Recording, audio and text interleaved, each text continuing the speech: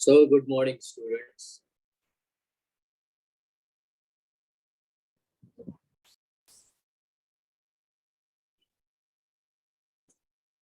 तो बेटा यहाँ पे हम लोग बात कर रहे थे सेल साइकिल सेल डिवीजन के बारे में। Good morning. ओके, तो यहाँ पे बच्चों एक सिंपल ही यहाँ मियोसिस मियोसिस एक बहुत ही सिंपल सी बात है, उसके बारे में हम बात कर रहे हैं। यहाँ आप नोटिस करो, मियोसिस के दो स्टेजेस होते हैं, मियोसिस 1 और मियोसिस 2, है ना, दो है बिल्कुल।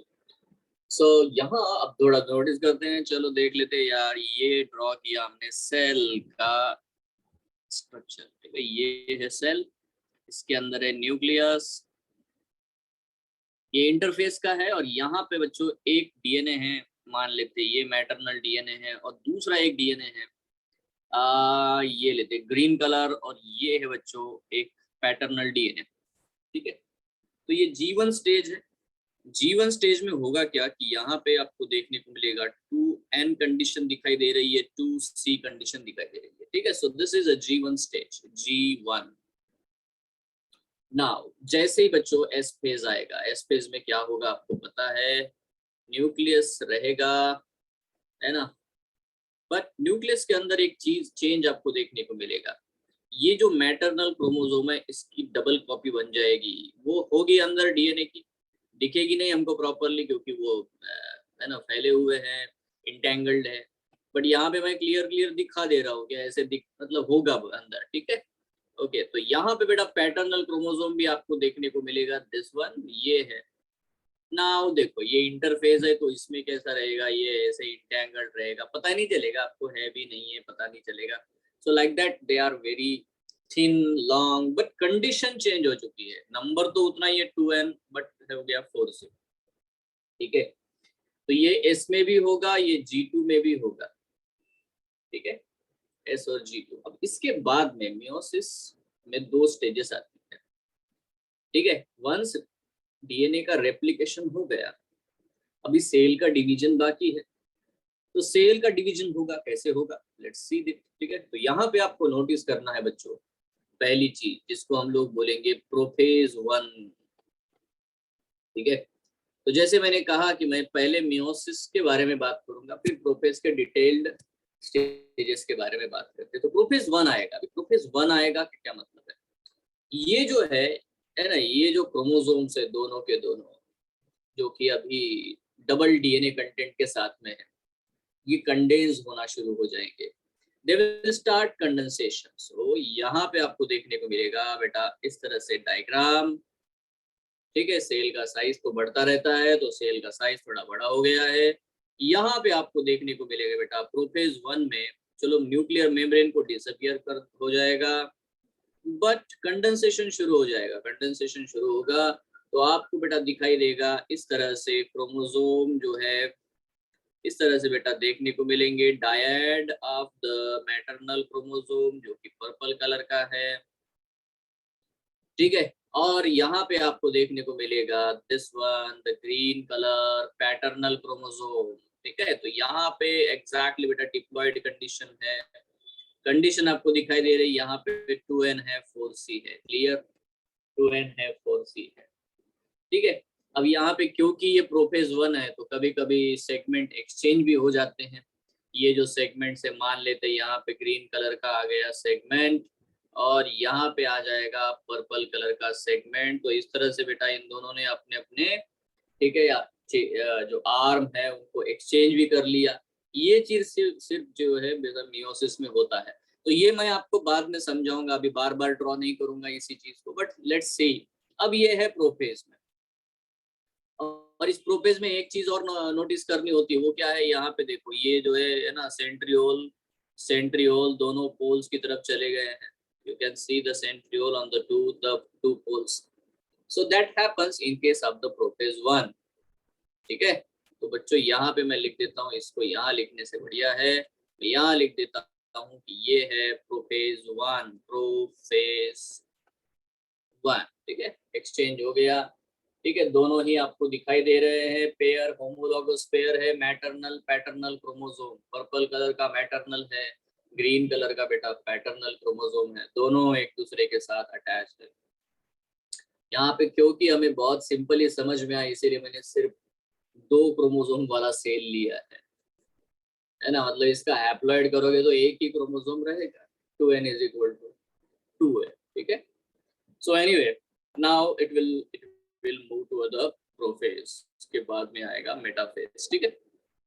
तो आप नोटिस करो बेटा थोड़ा सा और भी, मतलब ये बड़ा सा सेल हो चुका है और यहाँ पे मेरे प्यारे बच्चों है ना, ये आपको दिखाई दे रहे 2 सेंट्रियोल। और यहाँ आप नोटिस करना कि क्रोमोसोम का कंडेंसेशन और भी ज्यादा हो चुका है और ये दोनों ही क्रोमोसोम जो है बेटा सॉरी अरेंज हो चुके हैं ऑन द इक्वेटोरियल प्लेन इस तरह से, ठीक है। तो यहाँ आपको नोटिस करने को मिलेगा, ये देखो ये दोनों ही बेटा अच्छा खासा थिक हो चुके हैं और बेटा अरेंज हो चुके हैं ऑन द इक्वेटोरियल प्लेन, ठीक है। और इनके बीच में यहाँ पे मेरे प्यारे बच्चों ये देखो, ये है स्पिंडल फाइबर, ये है स्पिंडल फाइबर, ये है स्पिंडल फाइबर, ये है स्पिंडल फाइबर, ये है स्पिंडल फाइबर, ये है स्पिंडल फाइबर। इस तरह से आपको स्पिंडल फाइबर देखने को मिलेंगे, ठीक है। और ये कौन सा स्टेज है, इसमें भी आप देखोगे तो 2 ही क्रोमोसोम है, 2n = 2, बट एक एक क्रोमोसोम में 2 कॉपीज है तो 4c, ठीक है, 4c है। So that's it. प्रोफेज 1 के बाद में हुआ मेटाफेज 1, फाइनल कंडेंसेशन।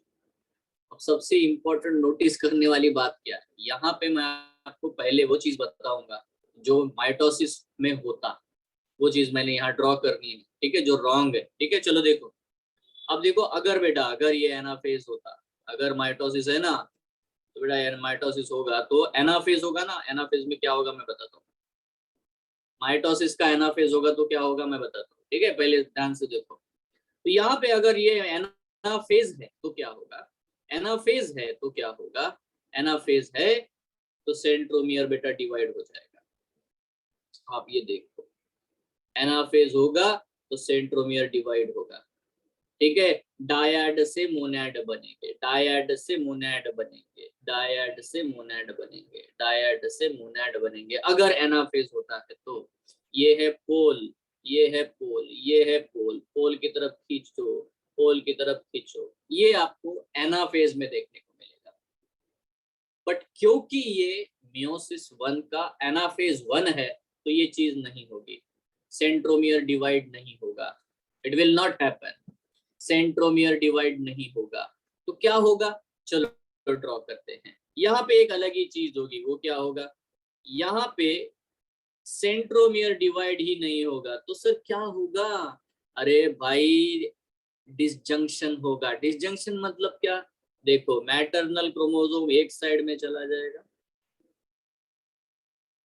ठीक है, और जो पैटर्नल क्रोमोसोम है वो दूसरी साइड में चला जाएगा।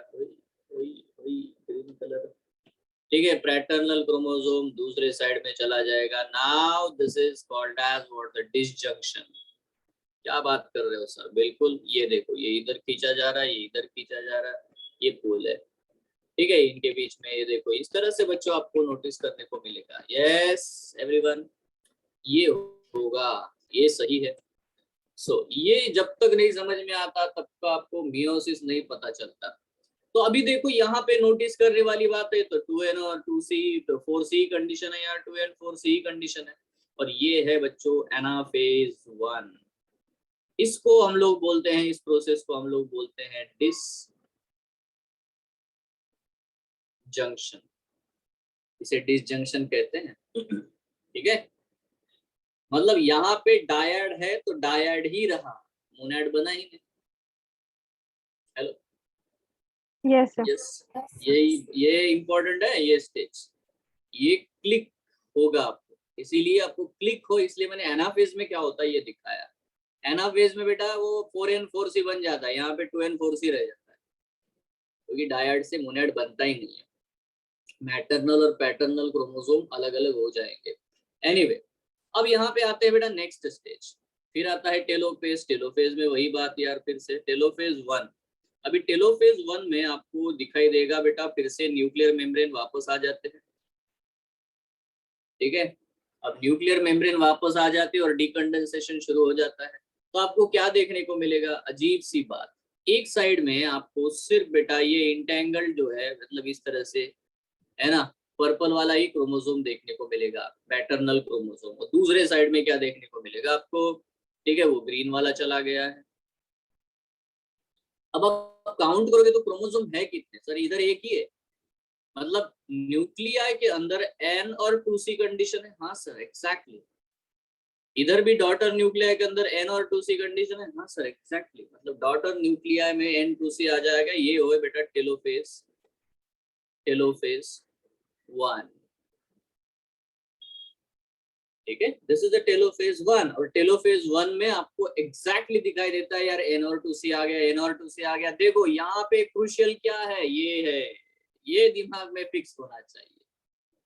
वो प्रोपेज के बारे में बाद में पढ़ो, पहले मियोसिस तो समझो। तो why the meiosis 1 is called as reduction division?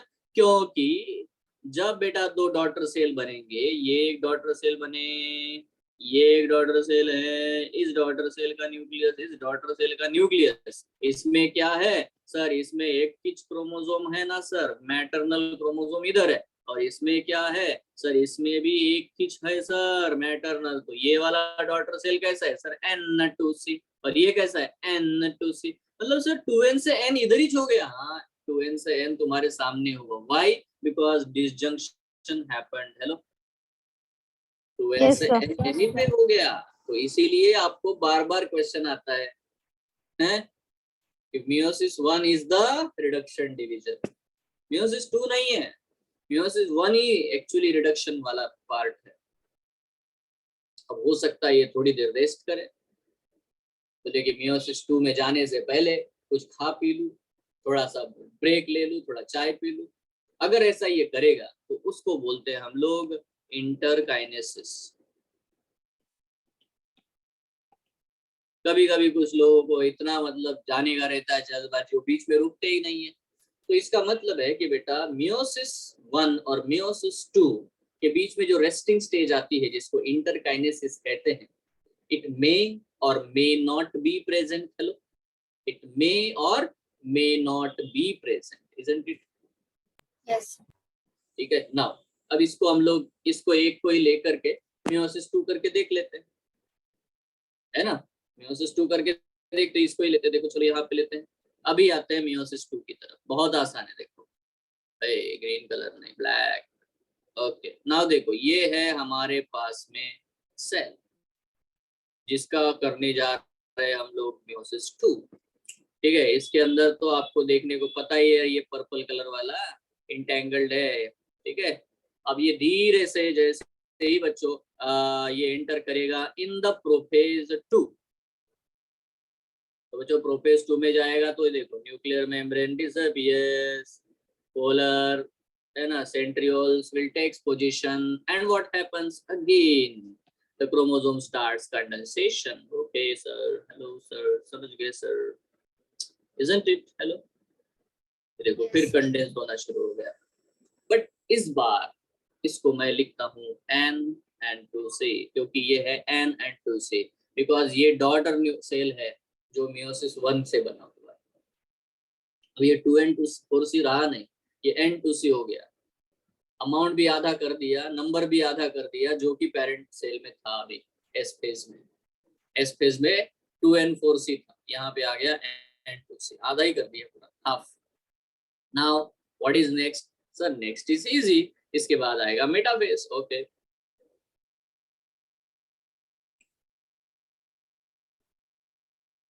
अच्छा सर मेटाफेज में क्या होगा? न्यूक्लियर मेम्ब्रेन तो चला गया, ये है पोल्स। अब यहाँ पे फिर से वही, ये जो है it will be get condensed, more condensation आपको देखने को मिलेगा, ये बहुत ज्यादा कंडेंसेशन आपको देखने को मिलेगा। Yes sir. और ये जो है बेटा जो क्रोमोसोम है, they will be arranged in the equatorial plate, and this is the spindle fibers and this is the spindle, hello, isn't it? तो ये है metaphase 2, this is a prophase 2, this is a metaphase 2। ठीक है, और इसमें condition क्या है sir? इसमें भी N और 2C ही है। इसके बाद की स्टेज क्या होगी? इसके बाद की स्टेज एनाफेज 2 होगी। एनाफेज 2 में क्या होगा? अब यहाँ पे नोटिस करो, एनाफेज 2 में बेटा आपको चीज देखने को मिलेगी, यहाँ पे होगा सेंट्रोमियर का डिवीजन, जो कि माइटोसिस जैसा ही है। यहाँ पे होगा सेंट्रोमियर का डिवीजन। अब यहाँ डायड से मोनैड बनाया जाएगा। So the centromere will split, so two chromatids will separate from each other and they will be sent to the poles. खींचो खींचो, ठीक है। सो ये है एनाफेज 2, दिस इज एनाफेज 2, जहां पे एक्चुअली सेंट्रोमियर का डिवीजन हुआ है। यहाँ पे एक्चुअली सेंट्रोमियर का डिवीजन हुआ है। एनाफेज 2, सेंट्रोमियर का डिवीजन हुआ है, बट फिर भी सेल तो N2C ही है। काउंट करके देखो, नहीं, अभी सेल 2N2C है। काउंट करके देखो, एग्जैक्टली आया क्या? कितने क्रोमोसोम है सर? 2 है सर, 2 मोनैड है बट 2 है। अच्छा, ओहो, मोनैड है पर 2 है। 2N2C, yes sir, 2N2C। अभी क्या होगा? फिर से वापस टेलोफेज में nuclear membrane reappears and what happens? ये देखो, ये आ गया, सेपरेट हो गया था, ये भी सेपरेट हो गया था। डॉटर न्यूक्लियर में क्या सर? एन है, सी है, और दूसरे डॉटर एन है, सी है। क्या बात कर रहा है? और पूरे सेल में सर, पूरे सेल में तो 2N2C है ना। अभी सेल डिवाइड थोड़ी हुआ है। टेलोफेज 2 है ये सर। Okay, telophase 2, telophase 2। अब क्या होगा सर? अरे अभी कुछ नहीं, 2 डॉटर सेल इसके बन जाएंगे, ये एक और ये एक, ये एक और ये एक, ठीक है। इनके न्यूक्लियस भी दिखाई दे रहा है और इसमें है वही, ठीक है, एक और एक, मतलब दोनों ही बेटा अभी सेल बन चुके हैं। And both the cells are and N and C, N and C completely बेटा हैप्लॉइड।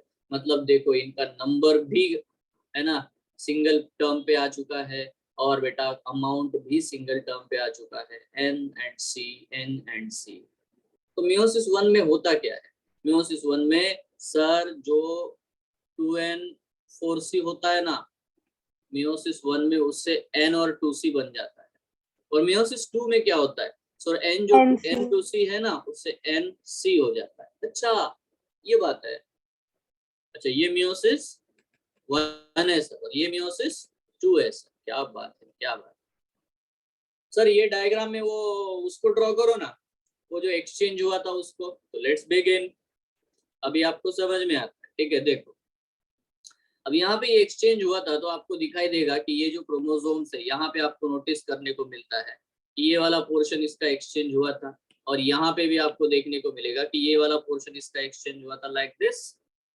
अगेन जब ये सेपरेट हो रहे हैं तो आपको दिखाई देता है कि हाँ, ये वाला पोर्शन इसका एक्सचेंज हुआ था, ये सेगमेंट इसके साथ में, और वो दिखेगा, मतलब यू विल सी ऑलवेज। और ये यहाँ पे एक्सचेंज हुआ था, ये है, यहाँ पे दिखाई दे रहा है। इस तरह से एक्सचेंज सेगमेंट दिखाई देते हैं। अब ये ऑलवेज दिखाई देगा, मतलब यहाँ पे आप देखोगे, इवन ये ग्रीन है, तो यहाँ पे देखो, ये एक सेगमेंट आपको दिखाई देगा, एक्सचेंज वाला सेगमेंट आपको दिखाई देगा, और यहाँ पे भी आपको इस तरह से एक्सचेंज वाला सेगमेंट दिखाई देगा। Same to same daughter cell में जाते हुए भी बेटा यहाँ पे आपको एक्सचेंज सेगमेंट दिखाई देगा, and then you will see the exchange segment. मतलब देखो, माइटोसिस मियोसिस की डायग्राम में अगर पहचानना है आपको, जब भी एग्जामिनेशन में पूछा जाता है, तो ये देखो कि उसमें जो क्रोमोसोम ड्रॉ किया जा रहा है, वो क्रोमोसोम में कोई एक्सचेंज सेगमेंट है क्या? वो दिखता है वहां पे, अलग कलर से दिखाते हैं, ठीक है। तो आपको क्लियरली समझ में आ जाएगा, अरे हाँ, इसमें तो एक है ना डीएनए का एक्सचेंज हुआ है, क्रोमोसोम एक्सचेंज हुआ है, क्रॉसिंग ओवर हुआ है, इसका मतलब ये मियोसिस की कोई स्टेज है, ठीक है। तो क्या आपको क्लियर है बच्चों? ये है एंटायरली बेटा आपके सामने पूरा होल पिक्चर। तो हाँ, ठीक है, ठीक है। This is entirely the entire picture of the meiosis 1 and meiosis 2। अब देखो, जो इस सेल के साथ हुआ ना, ऊपर वाले पर्पल वाले क्रोमोसोम वाले के साथ, वैसा ही ग्रीन वाले के साथ भी होगा, और उसका भी NC बनेगा, ठीक है। तब जाकर के प्रोसेस रुकेगा। मैंने क्या किया, सिर्फ पर्पल वाले का दिखाया यहाँ पे। The same thing will happen with the this green chromosome वाले सेल के साथ भी वही होगा, isn't it? Hello, Yes, sir. isn't it? Draw करने की जरूरत है क्या? तो मुद्दा बहुत क्लियर है। अब मैं क्वेश्चन पूछता हूँ, आप सब लोग जवाब दो।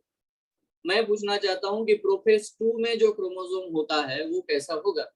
आप बोलोगे सर प्रोफेज 2 में जो क्रोमोसोम होता है वो होता है 2 क्रोमैटिड N2.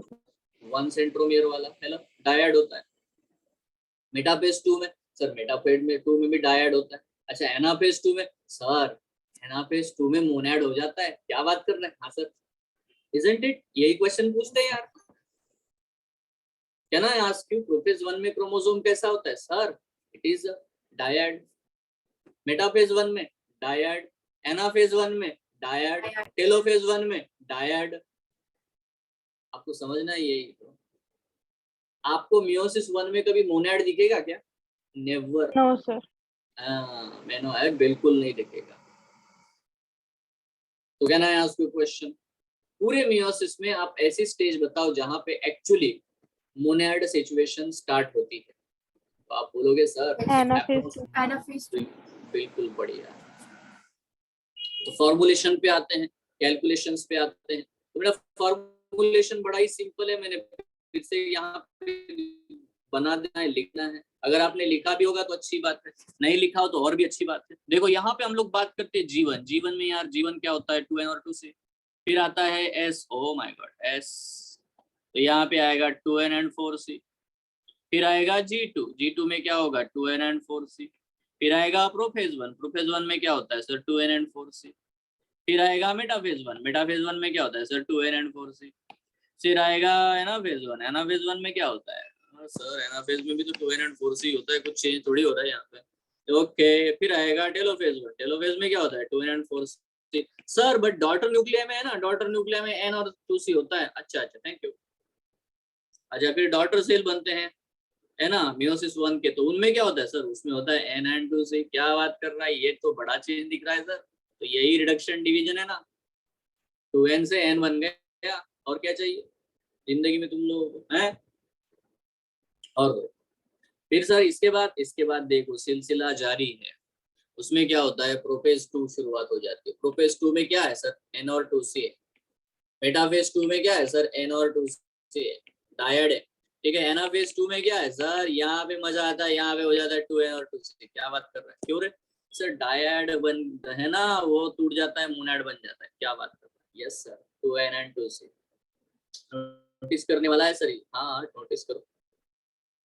फिर टेलोफेज 2 में सर, टेलोफेज 2 में एंटायर सेल में 2n and 2c, daughter Nucleya जो होते हैं सर n और c। क्या बात कर रहे हैं? हाँ।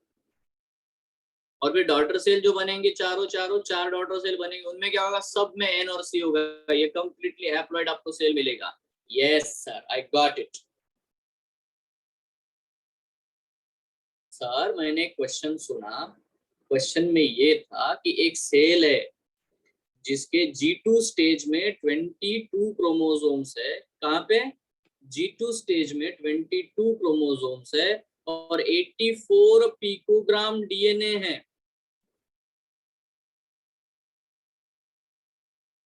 तो सर उसके एनाफेज 1 में कितना होगा, एनाफेज 2 में कितना होगा, और जो आखिरी में डॉटर सेल बनेंगे उनमें कितना होगा? बताओ। आसान है, मुझे पता है एनाफेज 1 में 2n और 4c होता है, और G2 में भी, G2 में क्या होता है? 2n और 4c होता है। Sir same to same, anaphase 1 में 22 क्रोमोसोम और 84 पिकोग्राम। हेलो? Yes, अच्छा, sir. एनाफेज 2 में ना सर, वहां पे है ना 2n और 2c होता है। अच्छा, तो फिर सर उधर भी 22 क्रोमोसोम 42 और people. यहाँ पे 84 का आधा हो जाएगा सर। अच्छा, 42 पिकोग्राम। क्या बात कर रहे हैं? हाँ सर, देखो आप, 2n and 2c। Hello, isn't it? Yes, sir. Sir daughter cell में, बेटा डॉटर सेल में 11 क्रोमोसोम हो जाएंगे, n। और ये कितना होगा सर? इसका तो बिल्कुल आधा ही हो जाएगा सर, 2 का आधा 1, ये 91 21 पिकोग्राम। क्या बात है सर, ऐसा करने का सॉल्व इसको बिल्कुल ऐसे ही करना है। तो आपको ये झमेला है ही नहीं, ये तो मैंने आपको ट्रिक बता दिया इधर। पिक्यूलियर पॉइंट टू पॉइंट है बेटा, if you do this one. और बहुत आसान है, ऐसा कुछ भी नहीं है याद रखने जैसा। आपको सिर्फ एस फेज में एक चेंज दिखाई देता है बस, उसके बाद कांस्टेंट है। जब तक डॉटर सेल नहीं बन जाते तब तक 2n और 4c कोई चेंज है क्या? मिड मियोसिस 1 में कोई चेंज नहीं, डायरेक्ट डॉटर सेल बनते हुए दिखाई देते हैं। तो यहाँ पे ध्यान रखना है एनाफेज 2 को और डॉटर सेल को, जस्ट खत्म कार्यक्रम। आपको कोई भी स्टेज पूछे तो आपको आराम से आंसर आता है। What should be the amount in the, suppose अगर मैं यहाँ प्रोफेज 2 में कितना होगा बताओ सर? प्रोफेज 2 में n और 2c होता है, तो n मतलब सर 11। क्या बात कर रहे हैं? हाँ बट सर यहाँ पे 11 जो है ना डायड है, 11 डायड। अच्छा अच्छा अच्छा अच्छा। और यहाँ के 11 सर, यहाँ के 11 मोनेड है। कितने को समझ में आया? बिकॉज हाँ, तो P2 जो है प्रोफेज 2 में 11 होंगे और ऑब्वियसली बेटा 2 है ना वहां पे, क्योंकि N2C है तो बेटा amount of chromosome will be the 42 picogram. It's very simple, you know, very simple, ज्यादा कोई कॉम्प्लिकेशन है नहीं। आप इनिशियल लेवल पे एक्चुअली उसको कैसे कंसिडर करते हो ये क्लियर है ना, यही क्लियर होना चाहिए। सो this is about your meiosis 1 and meiosis 2, but now we have to focus on something a different point. Sir ये जो है ना प्रोफेज 1, इसको लॉन्गेस्ट स्टेज क्यों कहते हैं?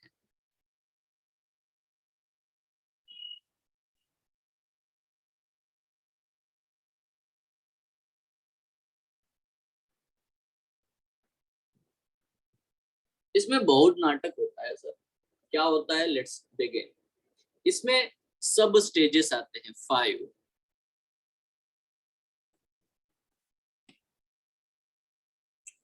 ले जी बाकी दीदी, लेजी है, बाकी है, दीदी है, दीदी। ठीक है, तो ये है क्या sir? Leptotene, zygotene, pachytene, diplotene, diakinesis. ओहो, ऐसा होता है। अच्छा है, अच्छा है।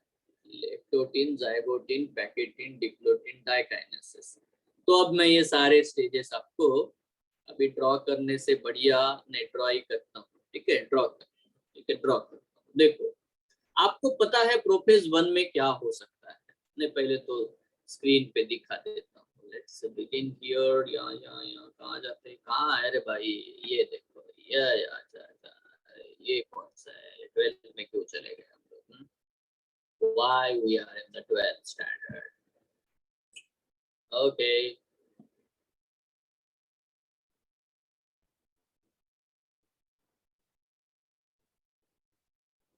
Yes. Here we are. Here we are. Here. Yes. Now we are here. So, तो हम लोग बात करें बेटा, जब भी meiosis 1 के बारे में हम बात करते हैं, so there are, this is a prophase 1 and it has this 5 phases. One is a leptotin, zygotin, pachytin, diplotin, dikinesis. 1, 2, 3, 4, 5. ठीक है? So let's begin with 1. Prophase 1 का लेप्टोटीन, फर्स्ट नंबर लेप्टोटीन, उसमें होता क्या है? कुछ नहीं। इसमें लेप्टो है ना, टीन, नेमा, धागा, पतला धागा। हिंदी में अगर इसको नाम रखा होता तो पतले धागे वाला स्टेज। स्टेज को क्या बोलते हैं हिंदी में? चलो छोड़ो, पतले धागे। अरे पतले धागे क्या होते हैं? कंडेंसेशन अभी अभी शुरू हुआ है, तो जो क्रोमेटिन फाइबर्स है ना, वो क्रोमेटिन्स वो बहुत पतले दिखाई देते हैं।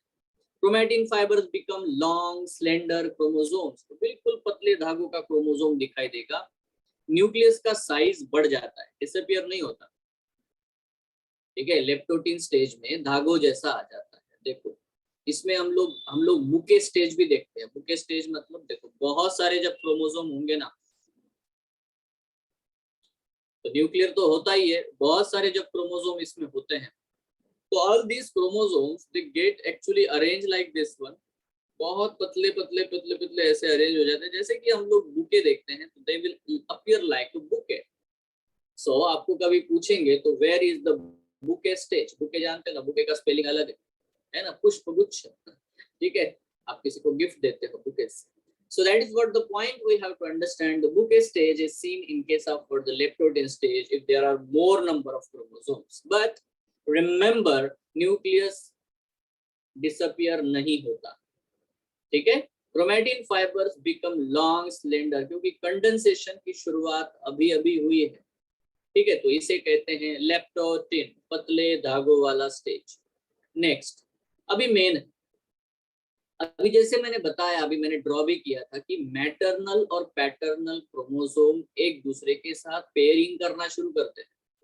Pairing, zygote, zygote is a pair, है ना, स्पर्म सेल और एग सेल के यूनियन से बनता है जाइगोट। जाइगोट मतलब एक्चुअली पेयर होता है, ठीक है, पेयर्ड सेल। तो यहाँ पे आपको आता है जाइगोनेमा या तो जाइगोटिन कहते हैं, तो जो है ना, जो धागे हैं, नेमा मतलब थ्रेड, टिन मतलब थ्रेड, निमेटोडा, ठीक है। सो ये जो होता है बेटा, धागे जो होते हैं ये बेटा एक दूसरे के साथ पेयरिंग करना शुरू करते हैं। Now remember, chromosomes become more condensed, similar chromosome start pairing. अभी सिमिलर का मतलब होता है, यहाँ पे एक्चुअल वर्ड आता है होमोलॉगस, है ना, दोनों जो जोड़े होते हैं मैटरनल और पैटर्नल, पहला क्रोमोसोम मैटरनल साइड का, पहला क्रोमोसोम पैटर्नल साइड का, दोनों एक दूसरे के साथ पेयर करते हैं। So similar chromosome start pairing together and this pairing is called as the synapsis. तो आपको नीट में क्वेश्चन आता है कि सिनेप्सिस कौन से स्टेज में देखने को मिलता है, आपका आंसर होगा zygotene. with the help of a complex structure called as a synaptonemal complex। अब ये दोनों जो क्रोमोसोम एक दूसरे के साथ पेयरिंग करना शुरू करते हैं, ठीक है, तो उनके क्रोमैटिड्स के बीच में बेटा प्रोटीन्स, ठीक है, आरएनएज, है ना, इन सब का बेटा एक ऐसा मिश्रण, एक केमिकल कंपाउंड बेटा उनके अंदर सीमेंटिंग मटेरियल बन जाता है जो एक दूसरे को चिपका देता है, उसको हम लोग कहते हैं सिनेप्टोनेमल कॉम्प्लेक्स। मैं अभी ड्रॉ करके भी दिखाऊंगा, डोंट वरी अबाउट दैट, ठीक है, सिनेप्टोनेमल कॉम्प्लेक्स। बट यहाँ पे आपको देखने को मिल रहा है ये जो है ना, ब्लू कलर वाला और रेड कलर वाले दोनों ही होमोलॉगस क्रोमोसोम एक दूसरे के साथ अभी पेयर कर रहे हैं, और पेयरिंग करते समय इनके बीच में जो चीज बनती है उसको सिनेप्टोनेमल कॉम्प्लेक्स कहते हैं, ठीक है। सिनेप्टोनेमल कॉम्प्लेक्स में बहुत ज्यादा अमाउंट में प्रोटीन पाया जाता है, प्लस आरएनए पाए जाते हैं, प्लस थोड़ा बहुत बेटा डीएनए भी होता है, ठीक है। So it has a protein plus RNA plus DNA, ठीक है। So the paired chromosomes are called as a homologous chromosome. अब जो दोनों पेयर्ड क्रोमोसोम होते हैं उनको हम लोग होमोलॉगस क्रोमोसोम ही कहते हैं, या तो हम ऐसा कहते हैं कि सिर्फ होमोलॉगस क्रोमोसोम ही एक दूसरे के साथ पेयरिंग करते हैं, ठीक है। मतलब आपके सेल के अंदर आपका पहला क्रोमोसोम और आपके 9th वाले नंबर का क्रोमोसोम एक दूसरे के साथ पेयर नहीं करेगा, ठीक है। पेयर कैसे करेगा, है ना, आपके सेल में जो 9th क्रोमोसोम आपके फादर से आया है और 9th ही क्रोमोसोम जो आपके मदर से आया है, जब भी मियोसिस करना चाहेंगे तो बेटा तब वो 9th क्रोमोसोम का मैटरनल और पैटर्नल दोनों एक दूसरे के साथ पेयरिंग करेंगे, ठीक है, समझ रहे हो। So the paired chromosomes are called as homologous chromosomes and each pair of the homologous chromosome is called a bivalent। अब ये मैंने चीज आपको समझाई है बेटा, डाइवैलेंट जो होता है, डायड जो होता है, डायड, है ना, each pair of homologous chromosome is called a bivalent। a pair is a bivalent क्योंकि यहाँ पे दो क्रोमोसोम है, पेयर को बाइवैलेंट कहते हैं, दो डायड मिल करके एक बाइवैलेंट बनेगा, ठीक है। हेलो, पेयर को, Yes, each sir. Pair of the homologous chromosome. बच्चे यहाँ पे गड़बड़ करते हैं, तो ये क्या है बेटा, ये बाइवैलेंट है, एक ब्लू वाला रेड वाला है जो पेयर कर रहा है। नाउ तीसरी स्टेज आती है जिसको हम पैकेटिंग स्टेज कहते हैं। कंपैरेटिवली ये जो है ना लॉन्गर फेज है, बहुत देर तक चलता है। अब यहाँ पे होता क्या है कि bivalent chromosome split into similar chromatids. यहाँ पे आपको क्लियर दिखाई देता है बेटा क्रोमैटिड्स, ठीक है, पहली बार आपको टेट्राड नजर आना शुरू होगा properly, and this stage is called टेट्राड्स। तो मैंने आपको लास्ट क्लास में समझाया था कि अगर आप क्रोमोसोम्स को काउंट करोगे तो उसे बाइवैलेंट बोलोगे, क्योंकि दो ही क्रोमोसोम है, ये रेड वाला और ये ब्लू वाला, दैट्स इट। ठीक है, ये बाइवैलेंट है, अभी भी बाइवैलेंट है। बट जब आप उसके क्रोमेटिड काउंट करोगे तो उसमें 4 क्रोमेटिड देखने को मिलेंगे, नंबर 1, नंबर 2, नंबर 3, नंबर 4, तो 4 क्रोमेटिड देखने को मिलते हैं। तो क्रोमेटिड के हिसाब से उसे मैं टेट्राड कहता हूँ, tetrad, according to the number of chromatids. तो बेटा जब भी एड, मोनैड, डायड, टेट्राड, ये जब भी गिनोगे तो actually you have to count number of chromatid. Chromatid. Exactly, ठीक है, नंबर ऑफ क्रोमेटिड। जब भी आप लोग, ठीक है, बाइवैलेंट, मोनोवैलेंट ऐसा बोलोगे तो अब आपको काउंट करना है number of chromosome. Hello, isn't it? बढ़िया, चलो। Appearance of the recombination nodule, अब आपको यार ये चीज देखने को मिलेगी जो अभी मैं ड्रॉ करके दिखाऊंगा पेन एंड पेपर पे, don't worry about that. Appearance of the recombination nodules at which crossing over occurs, ठीक है, it leads to recombination of the genetic material on the homologous chromosome. अब यहाँ पे ऑब्वियसली आपको देखने को मिलेगा यार कभी कभी, अभी देखो रेड वाला और ब्लैक वाला, इनके बीच में, सॉरी ब्लू वाला जो क्रोमोसोम है, उनके क्रोमेटिड ने, है ना, यहाँ पे आपको क्रॉसिंग ओवर करते हुए दिखाई दे रहा है। ये देखो, ये इधर से क्रॉस कर रहा है, ये इधर से क्रॉस कर रहा है, व्हाइट कलर लेते ही देखो, ये ऐसा क्रॉस कर रहा है, ये ऐसा क्रॉस कर रहा है, एक दूसरे को क्रॉस कर रहा है। तो जो क्रोमेटिड्स होते हैं, नॉन सिस्टर क्रोमेटिड, उनके बीच में ही क्रॉसिंग ओवर होता है। अब ये स्टेटमेंट मैं 5 टाइम्स बोलता हूँ, दिमाग में भर लो। Crossing over always occurs between non sister chromatids of homologous chromosomes, ठीक है, crossing over always occurs between non sister chromatids of homologous chromosomes. Crossing over always occurs between non-sister chromatids of the homologous chromosomes. Crossing over always occurs between non-sister chromatids of homologous chromosomes. Crossing over always occurs between non-sister chromatids of homologous chromosome. इसको समझने के लिए मैं 2 statement और बोलता हूँ। Number 1, sister chromatids के बीच में कभी क्रॉसिंग ओवर नहीं होता। पहला चीज समझ में आया? क्रॉसिंग ओवर किसके बीच में होगा? हमेशा नॉन सिस्टर क्रोमेटिड्स के बीच। मतलब ये ब्लू वाला और ब्लू वाला एक दूसरे से क्रॉसिंग कराएंगे क्या? ये ब्लू वाला सिस्टर क्रोमेटिड है, इनके बीच में कभी क्रॉसिंग ओवर नहीं होगा। ये रेड वाला सिस्टर क्रोमेटिड, इनके बीच में कभी क्रॉसिंग ओवर नहीं होगा। तो crossing over never takes place between the sister chromatid, it always takes place between the non sister chromatid. देखो अभी ये जेनेटिक्स के बेसिस पे जा रहे हैं हम लोग, 12th में जेनेटिक्स चैप्टर पढ़ना है, उधर ये सब काम आएगा। नंबर 1, सिस्टर क्रोमेटिड के बीच में कभी भी क्रॉसिंग ओवर नहीं होगा। Crossing over always takes place between the non-sister chromatid. Now number 2, non-homologous chromosome के बीच में कभी क्रॉसिंग ओवर नहीं होता। आपके सेल में से पहला वाला क्रोमोसोम और 10वां वाला क्रोमोसोम कभी एक दूसरे के साथ पेयरिंग भी ना करेंगे और ना क्रॉसिंग ओवर करेंगे। So the always the genetic exchange, the exchange of the gene, the exchange of alleles will only takes place between the homologous chromosomes. ठीक है, सिर्फ होमोलॉगस क्रोमोसोम के साथ में होगा। नॉन होमोलॉगस क्रोमोसोम कभी एक दूसरे के साथ में जेनेटिक मटेरियल एक्सचेंज नहीं करते, रिकॉम्बिनेशन नहीं करते, क्रॉसिंग ओवर नहीं करते। एक और बार रिपीट करता हूं, crossing over always takes place between non sister chromatids. Crossing over always takes place between homologous chromosome. Sir ये आप होमोलॉगस क्रोमोसोम बार बार बोल रहे हो, ये होता क्या है? अभी मैं समझाऊंगा, डोंट वरी अबाउट दैट। तो इसमें क्या होता है? It leads to the recombination of genetic material on the homologous chromosome. तो होमोलॉगस क्रोमोसोम के ऊपर जो जीन्स प्रेजेंट होते हैं या जेनेटिक कॉम्बिनेशंस प्रेजेंट होते हैं वो बदल जाते हैं, वो चेंज हो सकते हैं। ठीक है, now recombination is completed by the end of the packeting. और जैसे ही पैकेटिंग खत्म होता है तब तक बेटा है ना, रिकॉम्बिनेशन भी खत्म हो जाता है।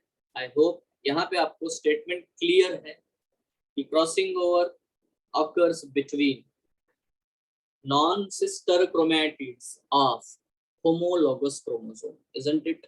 Yes, sir. तो मैं क्वेश्चन पूछता हूँ, नीट में क्या आता है, वो पूछते हैं कि क्रॉसिंग ओवर कौन से स्टेज में होता है बताओ, ये 5 क्वेश्चन पूछते हैं, ठीक है। तो आपको आंसर है सर पैचिटिन में, इजंट इट? चलो अच्छा, पेयरिंग कौन से स्टेज में होता है बताओ, सिनेप्सिस किधर देखने को मिलता है सर? जाइगोटी। और तो और ज्यादा ही मुश्किल पूछना चाहते तो क्या पूछते पता है वो पूछते हैं हाँ सिनेप्टोनेमल कॉम्प्लेक्स कहाँ बनता है बताओ, अरे भाई जाइगोटी में बनता है। क्वेश्चन क्या आता है उसको ध्यान से याद रखो ना, it's not that much difficult you know. Very good. Now देखो क्रॉसिंग ओवर क्या है, the exchange of genetic material between non sister chromatids of two homologous chromosome in presence of enzyme recombinase. अब ये समझाऊंगा मैं क्या कार्यक्रम है, रिकॉम्बिनेज का रोल समझाऊंगा, बट पहले ये स्टेजेस कर लेते हैं, ठीक है। सो अभी हमको एक तो पता हो गया, सर ये क्रॉसिंग ओवर दिखता है क्या, पैकेटिन में दिखता है क्या क्रॉसिंग ओवर, क्रॉस होते हुए दिखाई देता है क्या? सो यहाँ पे अब थोड़ा ध्यान से देखना, एक स्टेज आती है डिप्लोटिन। अब देखो dissolution of the synaptonemal complex यहाँ पे शुरू हो जाता है, सिनेप्टोनेमल कॉम्प्लेक्स डिसॉल्व होना शुरू हो जाता है बच्चों, यहाँ नोटिस करना डिप्लोटिन में। और इसके वजह से जो दोनों एक दूसरे के साथ पेयर हुए थे ना होमोलॉगस क्रोमोसोम, अब वो एक दूसरे से दूर दूर जाना शुरू करते हैं। पहले क्या हुआ लेप्टोटिन स्टेज में, पहले दोनों थोड़े थोड़े मैच्योर हुए, आंखों में आंखें मिली। फिर जाइगोटिन में क्या हुआ, दोनों एक साथ रहने शुरू हो गए, ठीक है। दोनों के बीच में है ना सिनेप्टोनेमल कॉम्प्लेक्स का प्यार जो है वो भर गया, तो दोनों एक दूसरे के साथ पेयर हो गए। फिर तो पता ही है रिजल्ट क्या हुआ पैकेटिंग स्टेज में, है ना, एक दूसरे को गिफ्ट एक्सचेंज किए गए, दिखता नहीं है बाहर से बट हो गया अंदर के अंदर, ठीक है। एंड देन डिप्लोटिन स्टेज आता है बेटा, है ना। हर बेटा कहानी का जो अंत है ब्रेकअप पे आएगा, प्यार धीरे धीरे खत्म हो जाता है, लोगों को पता चलता है एक दूसरे की कमी, झगड़ा शुरू, दूरी बढ़ती जाएगी, सिनेप्टोनेमल कॉम्प्लेक्स खत्म हो रहा है, बड़ी दुख भरी स्थिति है। देखो diplotene stage, they are repelling each other now, and when they are repelling each other the crossing over points are appearing। अरे बाप रे सर ये क्रॉसिंग ओवर पॉइंट दिख रहा है, देखो देखो, पहले दिख नहीं रहा था क्योंकि वो एक दूसरे से एकदम बिल्कुल पास पास में चिपके हुए थे, so you can not see them, ठीक है। सो जब ये क्रॉसिंग ओवर जो है ना the X shaped structures called as a chiasmata, chiasmata chiasmata मत बोलना, it's a chiasmata, it will appear. आपको क्वेश्चन आएगा मेरे प्यारे बच्चों, क्रॉसिंग ओवर कहाँ होता है, आंसर देना पैकेटिन, ठीक है। बट क्रॉसिंग ओवर का जो कायस्मेटा है वो कहाँ दिखता है, तो आंसर देना diplotene, isn't it? Hello yes. देखो कायस्मेटा पैकेटिन में होता है बट दिखता नहीं है, मैं क्लियर कर दूं आपको, कायस्मेटा है ना पैकेटिन में होता है बट दिखता नहीं है।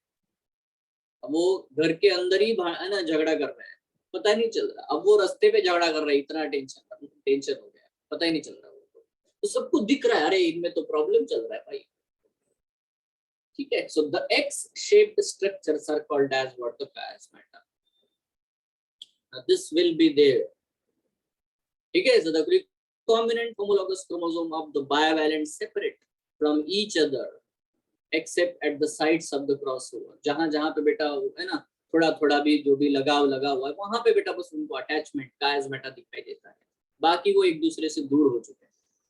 बिकॉज क्या हुआ बताओ, सिनेप्टोनेमल कॉम्प्लेक्स डिसॉल्व हुआ है, बात क्लियर याद रखना।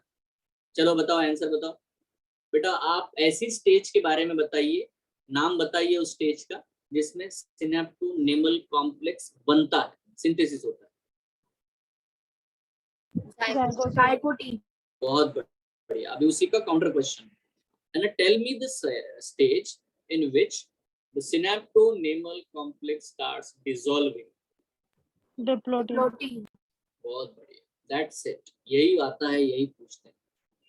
तो क्योंकि सिनेप्टोनेमल कॉम्प्लेक्स डिसॉल्व होना शुरू हो जाता है तो ये दोनों एक दूसरे से दूर होना शुरू हो जाते हैं, और जैसे जैसे बेटा इनके बीच का डिस्टेंस बढ़ता है, the X shape structures are called as a chiasmata will appear. तो आपको क्वेश्चन क्या आता है कि कायस्मेटा एक्चुअली आपको कौन से स्टेज में दिखेगा, अपीयर होगा? तो answer is diplotene, diplotene. But chiasmata actually बनता कहाँ पे है?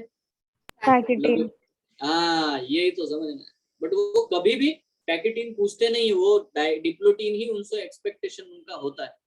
फिर अभी यहाँ पे हमको नोटिस करना है, in oocytes of some vertebrates diplotene last for months और ईयर्स।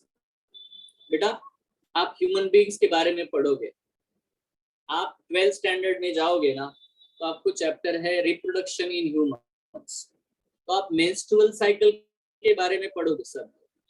मेंस्ट्रुअल साइकिल में क्या होता है, आपके बचपन में ही जो फीमेल्स होती है उनमें बहुत सारे एग सेल एक्चुअली पहले से ही बन चुके हैं। प्राइमोर्डियल फॉलिकल जो होते हैं वो पहले ही बने हुए हैं, ठीक है। बट दे आर अरेस्टेड, कहाँ पे अरेस्टेड है?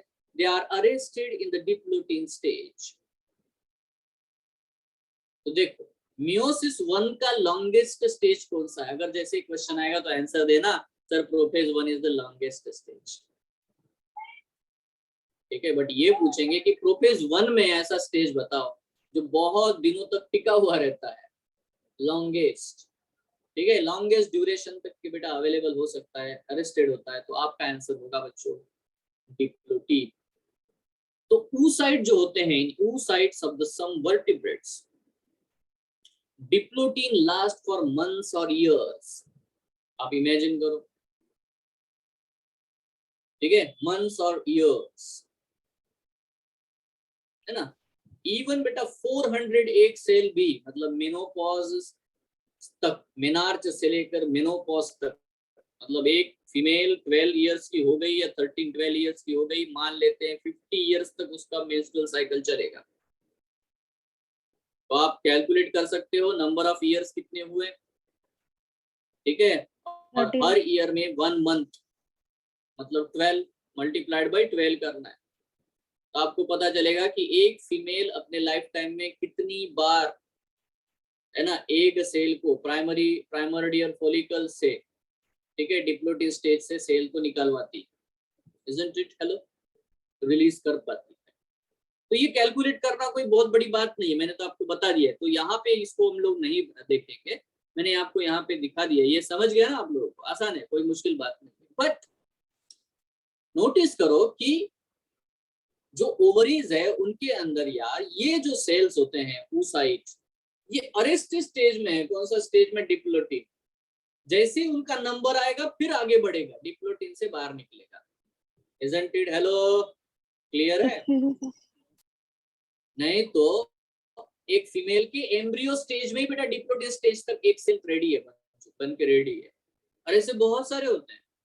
तो ये सारे नंबर वाला गेम वहां पे आप नेक्स्ट मतलब वो चैप्टर पढ़ोगे तभी हम लोग देख सकते हैं। Right now in oocytes of the some vertebrates diplotene last for months और ईयर्स। तो ये वाला जो आपको क्वेश्चन आएगा ये आप थोड़ा ध्यान से याद रखना। नेक्स्ट, सर हाँ सर तो लॉन्गेस्ट स्टेज डिप्लोटिन होगा या पैकेटिन होगा? क्योंकि उसमें भी लिखा था इसका नहीं, लॉन्गेस्ट। लॉन्गेस्ट स्टेज का मतलब होता है इफ मियोसिस डजंट स्टॉप। अगर देखो मियोसिस रुका ही नहीं तो बेटा डिप्लोटिन जल्दी खत्म हो जाएगा, समझ रहे हो?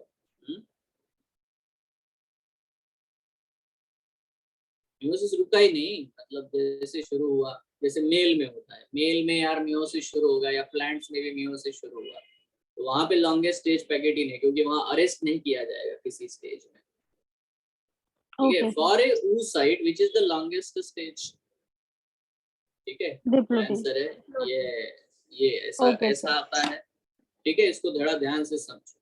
मतलब यस। हमारी एनसीईआरटी पैकेटिन को लॉन्गेस्ट लिखती है, बट ऐसे सेल के लिए जो कंटिन्यूअस है वो अरेस्ट नहीं करता। डिप्लोटिन हुआ तुरंत डायकाइनेसिस आएगा, ठीक है। तो यहाँ पे आपको नोटिस करना है बच्चों, अभी क्रॉसिंग ओवर का कायस्मेटा जो है आपको देखने को मिलेगा। अब यहाँ पे एक चीज होती है जिसको हम लोग बोलते हैं टर्मिनलाइजेशन। अब ये जो क्रॉस है ना, ये वाला क्रॉस, ये धीरे धीरे धीरे धीरे टिप पे पहुंचता है, टिप पे मैं ड्रॉ करके दिखाऊं, उस प्रोसेस को हम लोग बोलते हैं कि टर्मिनल पॉइंट पे बेटा आ जाता है दोनों का अटैचमेंट, एकदम अभी एक दूसरे से दूर होने वाले, कंप्लीट दूर होने वाले, क्योंकि अब इनको सेपरेट होना है यार। एनाफेज 1 में ये दोनों एक दूसरे से अभी सेपरेट होने वाले हैं, इतना सेपरेट, इतना दूरी बना लेते हैं, मेटाफेज में अलग अलग अरेंज हो जाते हैं और सेपरेट ही हो जाते हैं। ठीक है, एक सेल में रहना ही नहीं, एक घर में रहना ही नहीं हमने, बस disjunction disjunction disjunction, breakup, complete breakup कहाँ पे होगा? एनाफेज 1 में, isn't it? Hello, Yes. Yes, sir. फिर तो एक दूसरे का मुंह तक नहीं देखेंगे, पता ही नहीं चलेगा वो अपने घर में या अपने घर में। एन और 2C कंडीशन आ चुकी है। Terminalization of the chiasmata, chromosomes are fully condensed, complete condense हो चुके हैं। एक्चुअली डाइकाइनेसिस एक ट्रांजिशन स्टेज है between the prophase 1 and the metaphase 1। Clear? The meiotic spindle fibers originate from the poles, ठीक है, to prepare for the homologous chromosome for separation. अब ये देखो होमोलॉगस क्रोमोसोम का सेपरेशन के बारे में बात हो रही है। न्यूक्लियोलस, न्यूक्लियर एनवेलप डिसअपीयर, तो बेटा ये सब कुछ क्योंकि डिप्लोटीन स्टेज में अरेस्टेड होता है तब तक न्यूक्लियस होता है, तो प्रोफेज 1 के सारे स्टेजेस में न्यूक्लियस था। जब जाइगोटिन हुआ तब भी न्यूक्लियस था, जब पैकेटिन हुआ तब भी न्यूक्लियस था, जब डिप्लोटिन हुआ तब भी न्यूक्लियस था। डाइकाइनेसिस में न्यूक्लियर मेम्ब्रेन, न्यूक्लियोलस सब डिसअपीयर होता है। स्पिंडल फाइबर्स रीअरेंज होकर के पोल्स की तरफ बेटा सेंट्रियोल खिसकता है। ये सारी चीजें डाइकाइनेसिस में होती है। ठीक है, टर्मिनलाइजेशन आपको देखने को मिलता है। I hope everyone is clear about it. Hello, पांचों स्टेजेस Yes, क्लियर है? sir. Yes, sir. लेजी, पाकी, दीदी, है ना? So now I will move to the pen and paper method here. Okay. So number one thing जो मैंने आपको यहाँ पे बताया, मैं न्यूक्लियस नहीं ड्रॉ करूंगा, मैं डायरेक्ट क्रोमोसोम ड्रॉ करूंगा। देखो लेप्टोटीन स्टेज में आपको दिखाई क्या देगा? लेप्टोटीन स्टेज में आपको दिखाई देता है बेटा इस तरह से बहुत सा लॉन्ग सा थ्रेड दिखाई देता है, जो कंडेंस होना शुरू हो चुका है। ठीक है, कितना ज्यादा क्यों, छोटा पतला पतला, चलो भाई इधर। हाँ, तो लेप्टोटीन स्टेज में आपको बेटा इस तरह से लॉन्ग थ्रेड नजर आएगा, जो अभी अभी कंडेंसेशन शुरू हुआ है, तो इसमें थोड़े से एकदम ये देखो इस तरह से, देखो ये है डायड। ठीक है, दूसरा भी बेटा क्रोमोसोम आपको देखने को मिलेगा, ये है वो दूसरा, ये है लेप्टोटीन स्टेज। ठीक है, जैसे जाइगोटिन स्टेज आएगा मेरे प्यारे बच्चों, अब आपको एक चीज नोटिस करने को मिलेगी, वो क्या है? ये जो ब्लैक कलर का क्रोमोसोम है वो ज्यादा ही कंडेंस हो चुका है, और इस तरह से, ठीक है, ये देखो ये आपको चीज देखने को मिलेगी, ये वाले, तो ये ज्यादा कंडेंस हो चुका है, थिक आपको दिखाई देता है।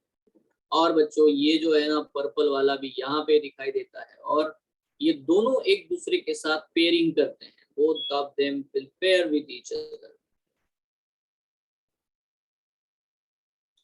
ठीक है, both of them will pair with each other, and when they will be pair with each other, in between them, उनके बीच में ऐसा सीमेंटिंग मटेरियल जमा हो जाता है। इसी को हम लोग क्या बोलते हैं बेटा?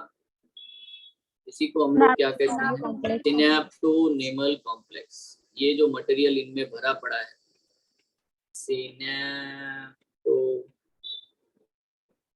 कॉम्प्लेक्स। नाउ ये जो पेयरिंग हुआ है, इस पेयरिंग में ज्यादा ध्यान से देखना, इस पेयरिंग में ये जो दोनों है ना, ये है एक डायड और ये एक डायड।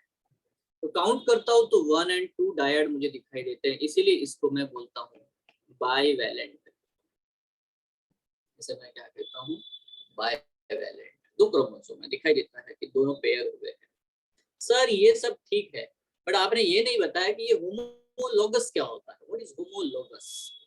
तो क्या होता है मैं आपको थोड़ा समझा दूँ। ठीक है, बेसिक पे आते हैं, बेसिक चीज पे आते हैं बेटा, यहाँ पे नोटिस करते हैं। देखो अगर मैं ये नोटिस करूँ कि ये क्रोमोसोम है, तो क्रोमोसोम के ऊपर जो जीन्स होते हैं, मानते हुए ये स्किन कलर वाला जीन है, ये हेयर स्ट्रक्चर वाला जीन है, या आई कलर का जीन है।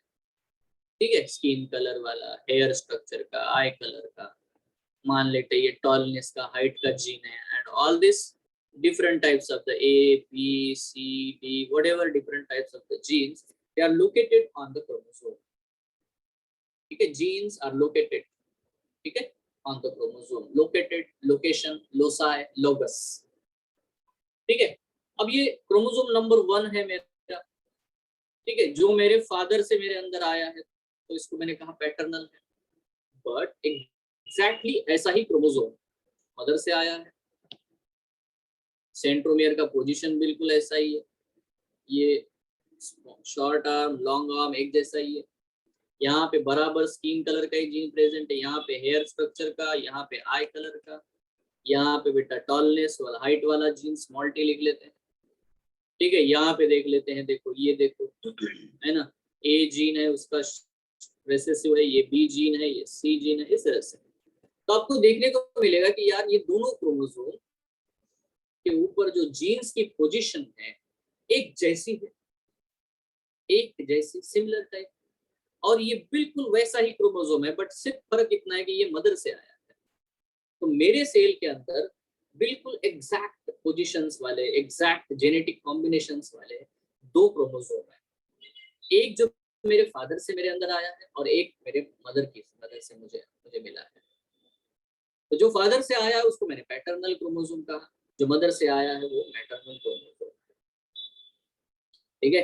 तो इन दोनों क्रोमोसोम को, क्योंकि उनके हर एक लोकेशन के ऊपर एक ही प्रकार का जीन मौजूद है, इसीलिए इनको मैं होमोलॉगस कहता हूँ। क्या कहता हूँ इसको बेटा मैं? होमोलॉगस क्रोमोसोम कहता हूँ। Isn't it? Hello everyone. Yes. Yes, sir. Homologous का क्या मतलब है ये मैंने आपको समझाया, ठीक है। अब हो सकता है कि ये देखो, ये dominant dominant dominant dominant dominant dominant एक जैसे ही, बड़ा यहाँ पे देखो ये डोमिनेंट ये recessive, hello isn't it? Yes, sir. Yes. ये भी हो सकता है। तो वर्ड जो आएगा ना वो जीन के लिए जो बोलेंगे, अभी एक जैसा ही है, एक जैसे है, डोमिनेंट डोमिनेंट, तो होमोजाइगस बोलते हैं। क्या बोलते हैं? होमोजाइगस, मतलब एक जैसा ही। बड़ा ये देखो ये अलग अलग है, ये अलग है, तो इसको क्या बोलेंगे बेटा? हेटेरोजाइगस कहते हैं। क्या कहते हैं इसको हम लोग? हेटेरोजाइगस, मतलब होमोलॉगस पेयर के ऊपर जो जीन प्रेजेंट है वो एक जैसे ही है, डोमिनेंट डोमिनेंट या रेसेसिव रेसेसिव, तो बेटा वो होमोजाइगस है। इधर कैपिटल सी एस है तो यहाँ कैपिटल एस है, तो होमोजाइगस है। जैसे यहाँ इसको बताओ, यहाँ पे कैपिटल ए है, यहाँ पे स्मॉल है, तो ये होमोजाइगस है कि हेटेरोजाइगस है? Hello, Heterozygous. हेटेरोजाइगस। बहुत बढ़िया, बहुत बढ़िया। अच्छा, इधर कैपिटल भी है, इधर कैपिटल भी है, तो क्या होगा बताओ? होमोजाइगस। Homozygous. होमोजाइगस। यहाँ स्मॉल सी है, यहाँ पे भी स्मॉल सी है, तो क्या है? होमोजाइगस। Yes. ठीक है, तो एक जैसे अलिल, एक ही जीन के एक जैसे अलिल दोनों पे प्रेजेंट है, तो मैं होमोजाइगस बोलता हूँ। डोमिनेंट डोमिनेंट या तो रेसेसिव रेसेसिव, तो होमोजाइगस। मतलब कैपिटल टी होमोजाइगस है, स्मॉल टी क्या है बेटा? Homozygous. Homozygous. But capital T small T क्या है बताओ? हेटेरोजाइगस। Heterozygous. क्या टैलेंटेड लोग हो ना तुम लोग, गजब। बट ये कहाँ प्रेजेंट होते हैं? They are always present on the homologous chromosome sir. तो ये फंडा तभी काम आएगा जब आप किसको पेयर करोगे? होमोलॉगस क्रोमोसोम को। क्लियर है क्या? Yes. अरे होमोलॉगस क्रोमोसोम के पेयरिंग के बिना ये फंडे का कोई मतलब है?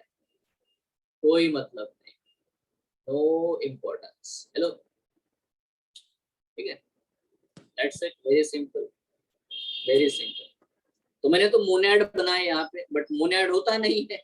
जब पैकेटिंग स्टेज आती है तो मोनैड होता नहीं, डायड होता है, isn't it? डायड होगा तो इसका मतलब क्या है मैं आपको समझाता हूँ। अब देखो ये जो क्रोमोसोम है ना, ये वाला और ये वाला, ये दोनों नॉन सिस्टर है, क्योंकि एक पैटर्नल है एक मैटरनल है, तो इनके बीच में क्रॉसिंग ओवर हो सकता है। दे कैन, इनके बीच में क्रॉसिंग ओवर हो सकता है। So let's understand this in very detail, ठीक है, बड़ा ध्यान से देखो। अब मैंने जो कहा बेटा, यहाँ पे मान लेते हैं यहाँ पे कैपिटल ए प्रेजेंट है, तो यहाँ पे भी कैपिटल ए ही होगा, क्योंकि वो एक जैसा ही है। यहाँ पे भी कैपिटल ए ही है। यहाँ पे बच्चों स्मॉल डी वाला जीन प्रेजेंट है, तो यहाँ पे भी स्मॉल डी ही है, चेंज नहीं है, isn't it? Hello, Yes. isn't it? Yes sir. अब उसी का जो दूसरा पार्टनर है मैटरनल क्रोमोसोम, यहाँ पे बेटा स्मॉल ए प्रेजेंट है, यहाँ पे स्मॉल ए प्रेजेंट है, मतलब हेटेरोजाइगस कंडीशन है। यहाँ पे अगर बेटा कैपिटल डी प्रेजेंट है तो यहाँ पे भी कैपिटल डी है, जीन प्रेजेंट है, मतलब ये भी हेटेरोजाइगस है। तो आपको समझ में आ गया कि ये जो दोनों क्रोमोसोम है, बहुत ध्यान से देखना बच्चों, बहुत ध्यान से देखना। मैं इनको ऐसे ड्रॉ कर देता हूँ। ये पर्पल वाला क्रोमोसोम तुमने देख लिया, इसकी तरह बिल्कुल आंखें खोल के देखो सारे बच्चे, मैं जो बता रहा जा रहा हूँ। यहाँ पे बेटा स्मॉल ए प्रेजेंट है, यहाँ कैपिटल डी है, एग्जैक्ट उसकी कॉपी बनी, क्योंकि इसी डीएनए की कॉपी बनी तो ये सेम होगा। तो ये है तुम्हारा मैटरनल क्रोमोसोम, ठीक है। सेम टू सेम मेरे प्यारे बच्चों, नोटिस करना रे सब लोग, ठीक है। दूसरा भी क्रोमोसोम है, ये सेंट्रोमियर का पोजीशन है बच्चों, ठीक है। यहाँ पे देखो मेरे प्यारे बच्चों, देखो ये है कैपिटल ए, यहाँ पे क्या है बेटा स्मॉल टी, यहाँ पे क्या है कैपिटल ए, यहाँ पे क्या है स्मॉल टी। ना पैकेटिंग स्टेज में, क्योंकि ये दोनों तो एक दूसरे के एकदम पास पास में आ गए हैं, क्लोज सिनेप्टोनिमल कॉम्प्लेक्स की वजह से। अब मैं बोलूंगा कि क्रॉसिंग ओवर होगा। क्वेश्चन आता है किसके बीच में होगा? सर होमोलॉगस क्रोमोसोम के बीच में। अरे तो ठीक है ना, दोनों होमोलॉगस ये पेयर हो गए ना। अभी क्या सर, सिस्टर क्रोमेटिड्स के बीच में नहीं होता, नॉन सिस्टर। अच्छा तो ये दोनों कौन है? या पर्पल पर्पल, सर ये दोनों एक दूसरे की सिस्टर क्रोमेटिड है। और ये ब्लैक ब्लैक, ये दोनों सिस्टर क्रोमेटिड है। बहुत बढ़िया। तो फिर क्रॉसिंग ओवर किसके बीच में होगा? सर ये पर्पल वाला और ब्लैक वाले के बीच में, कोई भी। अच्छा तो ये दोनों नॉन सिस्टर है क्या? हाँ सर ये है नॉन सिस्टर क्रोमेटिड। क्या बात कर रहा है? हाँ sir, isn't it? Hello. So crossing over takes place between non-sister chromatids of the homologous chromosome. ठीक है ना। सर क्रॉसिंग ओवर का मतलब होगा क्या, ये तो बताओ ना। देखो यार मैं तुमको बताता हूँ, नेक्स्ट डायग्राम देखो, ठीक है बेटा। सब लोग बड़ा ध्यान से, पूरा ये जेनेटिक्स में काम आएगा आगे चल करके। बिल्कुल ऐसे आंखें बंद करके मत बैठो। यहाँ नोटिस करो, ये जो सेगमेंट है ये ऐसे कर दिया मैंने, ये ऐसे कर दिया, क्रॉस ओवर कर रहा है। किसके साथ क्रॉस ओवर कर रहा है? लेट्स सी यहाँ प्रॉपरली।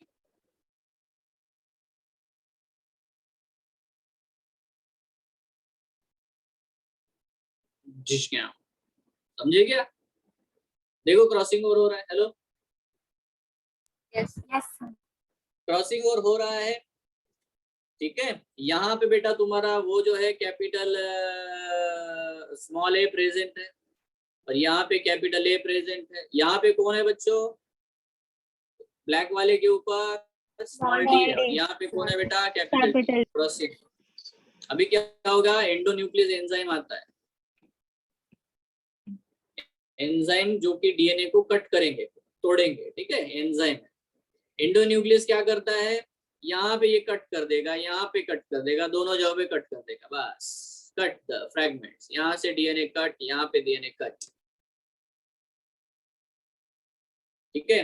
फिर आता है बेटा डीएनए लाइगेज, जो टुकड़े टूट गए ना, टूटे हुए टुकड़े को जोड़ देता है, बट एक्सचेंज करके, ठीक है। तो हमको रिजल्ट क्या मिलेगा? थोड़ा ध्यान देना, यहाँ पे रिजल्ट मिलेगा ये, सब लोग ध्यान से देखो। ये देखो, after crossing over what you will get now, it is very important to see. भाई ब्लैक कलर चाहिए ना मेरे भाई? ये देखो, ये हुई ना बात। सर रिजल्ट क्या है ये बताओ ना। देखो रिजल्ट पहले इधर क्या था, इधर आप देखोगे तो स्मॉल ए कैपिटल डी, और इधर क्या था? Capital A small D. But exchange हो गया ना सर? हाँ एक्सचेंज हुआ। तो एक्सचेंज को ऐसे दिखाओ, ये एक्सचेंज होके टूट के जोड़ दिया, इसने तोड़ा, एंडोन्यूक्लियस ने तोड़ा, एंड एंडोन्यूक्लियस ने तोड़ दिया। एंडोन्यूक्लियस ने बेटा कट कर दिया। अरे जा जाना यार, है ना। एंडोन्यूक्लियस ने कट कर दिया, डीएनए लाइगेज ने जोड़ दिया। तो क्या जोड़ा? इधर वाला पर्पल वाला इधर जोड़ दिया, ब्लैक वाले को इधर जोड़ दिया। सर तो क्या? अरे तो क्या भाई, जेनेटिक कॉम्बिनेशन बदल गया ना। कैसे सर? देख इधर तो स्मॉल ए का स्मॉल ए रहा, बट यहाँ पे आ गया स्मॉल डी। अरे सर, हाँ सर करेक्ट बोल रहे हो आप। और इधर क्या हुआ सर? इधर कैपिटल ए रहा, बट यहाँ पे आ गया कैपिटल डी। अरे सर ये तो सही है, ये तो सही है। मतलब जेनेटिक कॉम्बिनेशन बदल गया, हाँ, तो इसी को हम रिकॉम्बिनेशन बोलते हैं।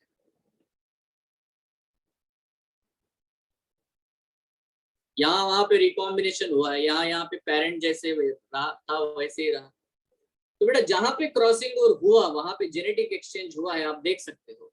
स्मॉल ए के साथ में स्मॉल डी चला गया और कैपिटल ए के साथ में capital D. Recessive recessive, dominant dominant, hello, doesn't it? Yes, sir. है ना? यहाँ पे Yes. आपको बहुत ज्यादा दिमाग नहीं लगाना, आपको ये देखना है कि रिकॉम्बिनेशन का एक्चुअली मतलब क्या है। रिकॉम्बिनेशन का मतलब है कि कॉम्बिनेशन बदल देना।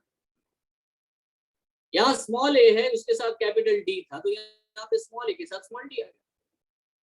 This is actually the recombination. और इसीलिए ये दोनों एंजाइम्स को हम लोग क्या बोलते हैं बच्चों? बोलो, recombinase.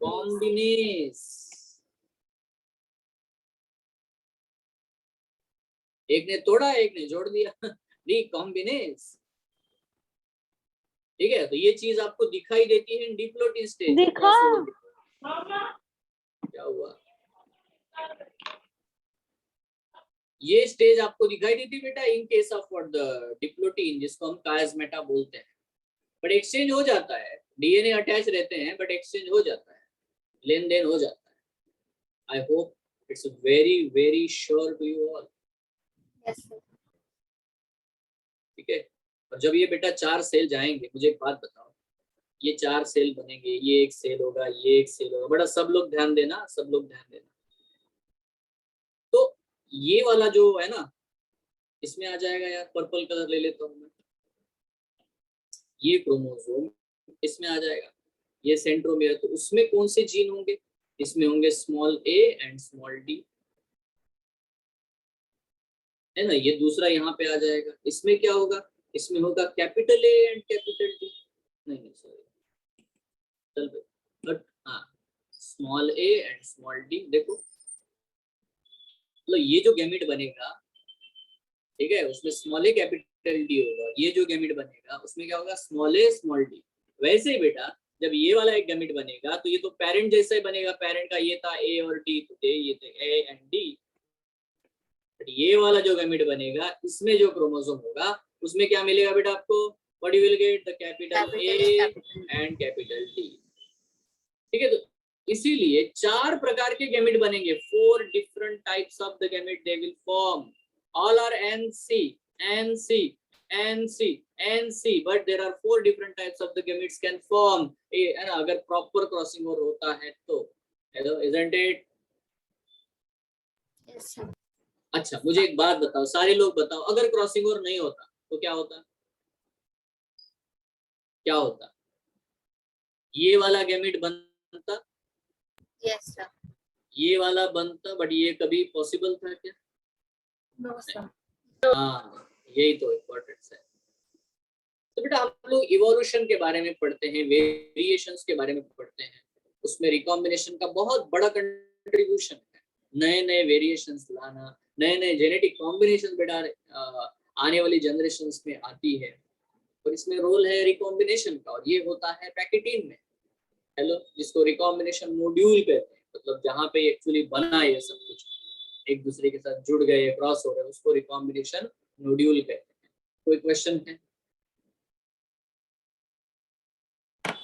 Any question is there? चलो, are you clear? Yes. Yes, sir. ठीक है, अब मैं एक बेसिक अभी से बता के रखता हूँ सारे बच्चों को, बहुत ध्यान से सभी बच्चे याद रखें, है ना। देखो बच्चों, मान लेते हैं बच्चों, ये एक क्रोमोसोम बनाया, ये एक क्रोमोसोम बनाया, इस क्रोमोसोम के ऊपर कैपिटल ए जीन यहाँ पे प्रेजेंट है, कैपिटल स्मॉल बी यहाँ पे है, और बेटा यहाँ पे स्मॉल ए और यहाँ पे कैपिटल बी है। ठीक है, ये होमोलॉगस क्रोमोसोम है दोनों, यहाँ सेंट्रोमियर, यहाँ सेंट्रोमियर। उसके बाद इसको देखो, ठीक है, यहाँ पे बच्चों प्रेजेंट है कैपिटल ए, यहाँ पे है कैपिटल बी, यहाँ पे स्मॉल ए, यहाँ पे है स्मॉल बी। तो क्रॉसिंग ओवर जब भी होगा तो इस फॉर्मेट से ये फॉर्मेट आएगा, ये फॉर्मेट से ये फॉर्मेट आएगा। एग्री? हेलो? Yes. Yes. अरे यही एक्सचेंज होगा ना, कैपिटल ए स्मॉल बी का कैपिटल ए कैपिटल बी बन जाएगा, तो इसको बोलते हैं ट्रांसफॉर्म,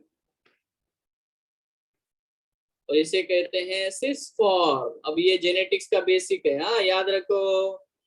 जब एक डोमिनेंट दूसरे रेसेसिव के साथ प्रेजेंट है ना, और उसका है ना इधर बेटा रेसेसिव डोमिनेंट, इसको ट्रांसफॉर्म कहते हैं। या तो दोनों ही जीन के डोमिनेंट एक साइड में है और रेसेसिव दूसरे होमोलॉगस पे है, तो इसको सिस फॉर्म कहते हैं।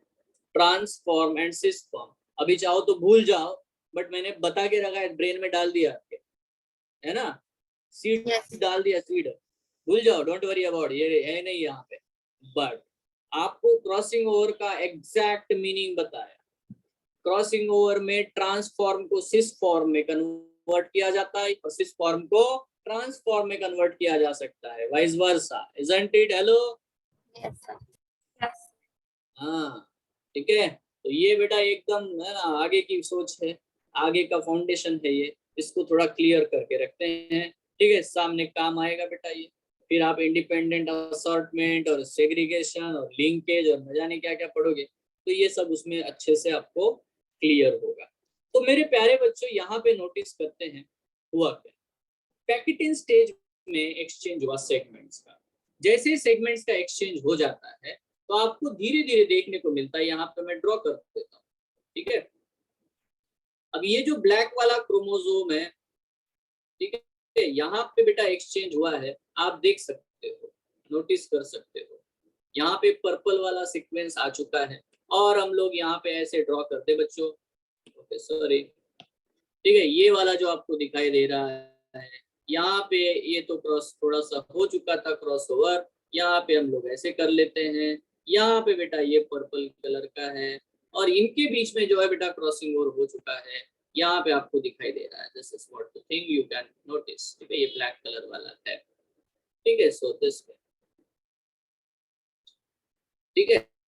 तो क्या होगा, धीरे धीरे सिनेप्टोनेमल कॉम्प्लेक्स जैसे डिसॉल्व होगा, तो डिसॉल्व होने पे आपको दिखाई देगा, अब मैं कलर नहीं बनाऊंगा बच्चों, ठीक है, आप जानते हो ये जो दोनों क्रोमोसोम्स है ना, दो की जिनके नॉन सिस्टर क्रोमैटिड, तो इनके बीच का जो ये जो पोर्शन है ना जहाँ पे एक्चुअली क्रॉसओवर हुआ था, ये हमें दिखने लग जाता है। क्यों? क्योंकि ये दोनों एक दूसरे को रिपेल करना शुरू करते हैं इन द डिप्लोटिन स्टेज। क्यों? क्योंकि सिनेप्टोनेमल कॉम्प्लेक्स डिसॉल्व होना शुरू हुआ है, ठीक है। डाइकाइनेसिस आते आते क्या होगा, यहाँ पे आपको नोटिस करना है। डाइकाइनेसिस आते आते बेटा ये जो कायस्मेटा है ये एकदम टर्मिनल पोजीशन तक पहुंच जाता है, मतलब दोनों एक दूसरे से इतने दूर जाते हैं कि बेटा ये जो कायस्मेटा के बीच में जो कांटेक्ट है वो धीरे धीरे यहाँ से पोजीशन शिफ्ट होकर के एकदम यहाँ पे एकदम टिप पे कांटेक्ट होता है। इसी प्रोसेस को हम टर्मिनलाइजेशन कहते हैं। बेटा मैं आप सबसे क्वेश्चन पूछना चाहूंगा, मुझे थोड़ा जवाब दो। तो मैं आपसे क्वेश्चन पूछना चाहूंगा, आप बता सकते हो कि है ना प्रोफेज 1 की कौन सी स्टेज में टर्मिनलाइजेशन देखने को मिलता है? डाइकाइनेसिस। क्या आप ये बता सकते हो बच्चों कि न्यूक्लियर मेम्ब्रेन डिसअपियर हो जाना, न्यूक्लियोलस डिसअपियर हो जाना, ये प्रोफेज 1 के कौन से स्टेज में आपको प्रोमिनेंटली दिखाई देता है? Diakinesis. क्या बात है। Can you tell me the shortest stage of the prophase 1? Diakinesis बहुत जल्दी निपट जाता है, ठीक है। So it's the shortest stage. आपको लॉन्गेस्ट तो पता है, बट शॉर्टेस्ट कौन है? इट्स अ ट्रांजिशन, मैंने वर्ड यूज किया था थोड़ी देर पहले, transition stage between the prophase 1 and the metaphase 1। I hope this is very very clear to all. कोई कंफ्यूजन है? No sir. बिल्कुल बढ़िया। सो मेरे प्यारे बच्चों, यहाँ पे हम लोगों ने ये सब जो तुम्हारा मियोसिस वाला जो फंडा है उसको पढ़ लिया है, ठीक है। तो लास्ट क्लास में मैंने सारे स्टेजेस भी आपको बताई थी, ये सब दिखाया था मैंने, तो मैं डायरेक्टली जंप करता हूँ इसके सिग्निफिकेंस के ऊपर यहाँ पे, ठीक है। तो यहाँ पे बच्चों हमें क्लियरली सिग्निफिकेंस के बारे में बात करनी है। मियोसिस का सिग्निफिकेंस क्या है? It convert the chromosome number of each species, sorry it conserve the chromosome number of each species. Conserve करता है का क्या मतलब है? कंजर्व करता है, इसका सीधा और सिंपल मीनिंग है कि जब भी रिप्रोडक्शन होगा, ठीक है, आप इसको इस सेंस में समझो। मान लेते बेटा एक ह्यूमन बीइंग है, ठीक है, मेल है, अभी उसमें स्पर्म प्रोड्यूस होगा, अब मान लो कि उसका स्पर्म जो प्रोड्यूस हुआ वो बिना मियोसिस के हुआ, मतलब उसका स्पर्म डिप्लॉयड है 2N, ठीक है। जो एग सेल है जिसके साथ वो स्पर्म मेटिंग करेगा वो भी बेटा 2N है। नाउ इमेजिन जो जाइगोट बनेगा वो बनेगा बेटा 4N, ठीक है। तो ये हुआ सिर्फ पहले जनरेशन में, फर्स्ट जनरेशन में। अब जो नया जनरेशन आएगा, एक्चुअली ये 4N है तो ही ह्यूमन बीइंग नहीं कहलाया जा सकता, बड़ा ही प्रॉब्लम है ना, मतलब अलग ही हो जाएगा। फिर भी मान लेते ये ह्यूमन बीइंग है with the tetraploid condition, so it will है ना, ये मेटिंग शो करेगा बेटा है ना, tetraploid female gamete, and then when it will show the mating in next generation all the offsprings will be 8 sorry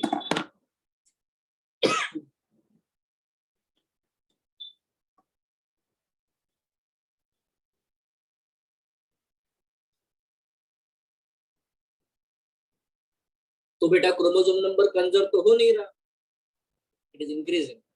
hello, Yes, Yes, sir.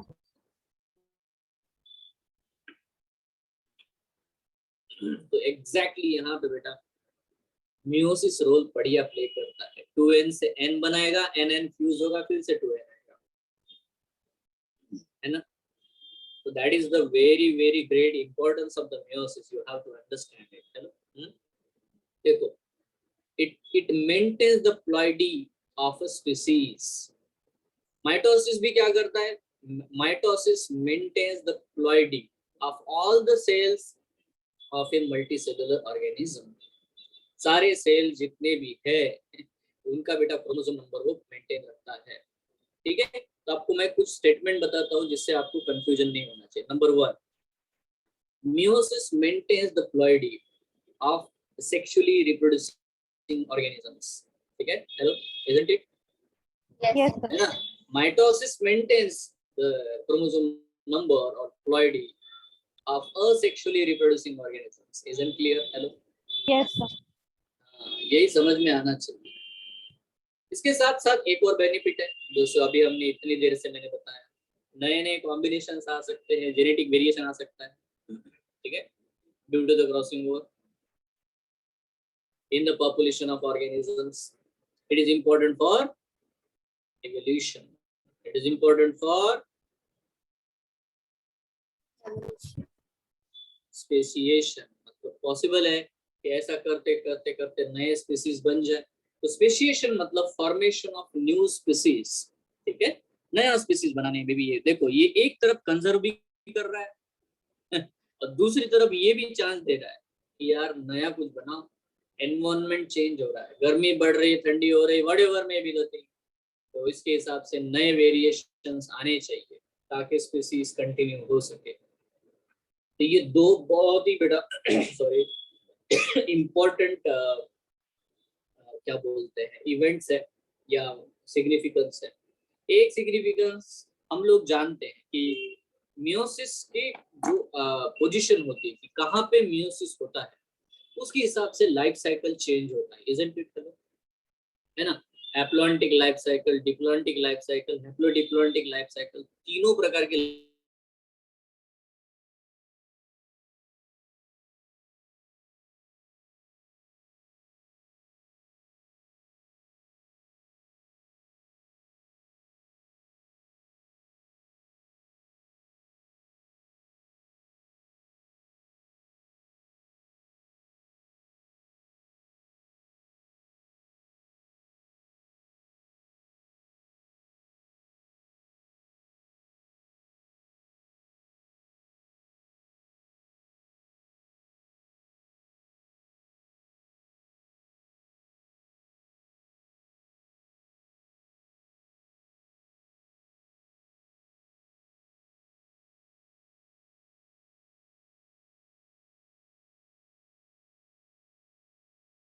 Sir आपकी आवाज नहीं आ रही।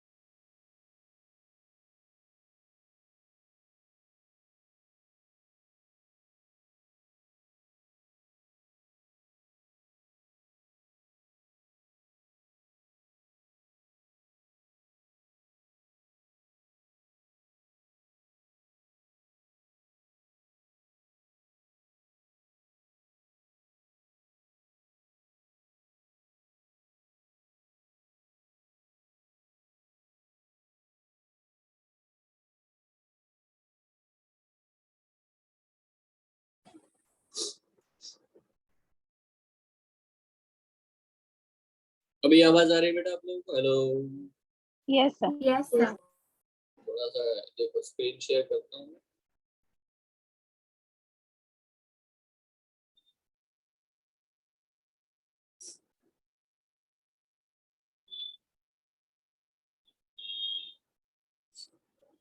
यहाँ पे आते हैं, यहाँ पे आते हैं, यहाँ पे आते हैं, यहाँ पे आते हैं। अच्छा ये तो है, ओके। सो मैं ये कहा, दो शब्द, दो वर्ड मैंने आपको इंट्रोड्यूस किए। One is a mitocyte, one is a myocyte. One is a mitocyte, one is a myocyte. Myocyte is a cell which shows the meiosis. Mitocyte is a cell which shows the mitosis. It's simple. It's very very simple. ठीक है ना? मैं आपसे पूछता हूँ, एक fungi, fungi, fungi, very funny guy. ठीक है, फंगाई, फंजाई, फंगी, फंगी, जो भी बोल रहे हैं, तो ये जो होता है ना, मैं आपसे क्वेश्चन पूछना चाहूंगा कि जब ये गैमेट प्रोड्यूस करेगा, ठीक है, तो एक फंजाई जब गैमेट प्रोड्यूस करता है तो वो कौन से सेल से करेगा, माइटोसाइट से या मियोसाइट से? ना आपको फंगस के याद आना चाहिए। Sir, सारे mitocyte. एग्जैक्टली। तो बेटा ये आपका अगर कोई कंसेप्शन है कि गैमेट प्रोड्यूस करने के लिए हमेशा मियोसिस ही होना चाहिए, तो ये सबसे पहली गलती है। ठीक है, we are wrong when we say meiosis is required to produce the gamete. No, you know it. meiosis, zygotic meiosis भी हो सकता है, meiosis poric meiosis भी हो सकता है, meiosis gametogenic meiosis भी हो सकता है। ठीक है, but gametes are not always produced by the meiosis. ठीक है, gametes are actually produced by the mitosis. Hello, even angiosperms में बेटा गैमेट माइटोसिस से ही बनते हैं, ये तो समझो यार पहले। जिम्नोस्पर्म में भी गैमेट माइटोसिस से ही बनते हैं, if you know the 8 things very clearly, क्योंकि सब में स्पोर बनता है, microspore, megaspore by the meiosis, है ना? तो यहाँ बिल्कुल हमें ये क्लियरली नोटिस करना है, simply. So the mitocyte, myocyte, so always don't, है ना, involve in any confusion here. Mitocyte can produce the gamete, मतलब आपके दिमाग में ये है कि gamete, to produce the gamete always meiosis required. No, it's not correct, isn't it? Hello. Yes, sir. So this is end. Now this is complete what we can say the difference between the mitosis and meiosis. यहाँ पे prophase, यहाँ पे metaphase, यहाँ पे anaphase, telophase. ठीक है, तो 2n 2n produce होता है। ठीक है, starting from the 2n is equal to 4. If it is starting from the 2n is equal to 4, then the answer is here. What simple. ठीक है, यहाँ पे आपको दिखाई दे रहा है जिस तरह से डायड, टेट्राड अरेंज हुए हैं, all these things are there, and then disjunction and everything, you get n 4 cells. Clear? So this is all about what we can say the mitosis and meiosis. Okay, यहाँ पे pen and paper पे चलते हैं। यहाँ पे simple चीज पूछते हैं, जैसे कि नंबर 1 नंबर 1 क्या है बच्चों? देखो, मेरे पास एक सिंगल सेल है, ठीक है, इस सिंगल सेल से मान लेते हैं 128 सेल प्रोड्यूस हो, है ना? सो ये क्वेश्चन मैंने आपको पहले भी पूछा है, just it is revision. How many spindles, how many spindles are required? ठीक है, स्पिंडल्स कितने जरूरी, कितने स्पिंडल्स आपको चाहिए to produce 128 cells from the one single cell? Now the answer for this question is formula: